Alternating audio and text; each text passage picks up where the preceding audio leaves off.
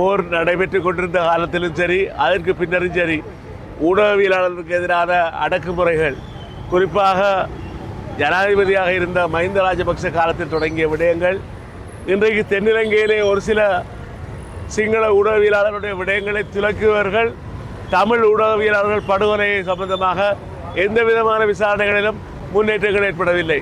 அது யாராக இருந்தாலும் நிமல்ராஜனுடைய படுகொலையாக இருக்கட்டும், எந்த படுகொலையாக இருக்கட்டும், அதுக்கு நீதி இல்லை என்ற நிலைமைதான் இருந்து கொண்டிருக்கிறது. வடக்கு கிழக்கு பூராகவும் பலருடைய படுகொலைகள் நடைபெற்றன. இது 2007ஆம் ஆண்டிலே மணல் கொள்ளைக்கு எதிராக குரல் கொடுத்த இந்த ஊடகவியலாளர் ராமச்சந்திரன் அவருடைய கட்டுரை வெளியாகிய தினக்குரலில் வெளியாகிய 2வது நாள் அவர் கடத்தப்படுகின்றார் என்றால் இராணுவமும் EPDP தான் பொறுப்பு என்று அவர் தன்னுடைய கட்டுரையிலே கூறியிருந்தார்.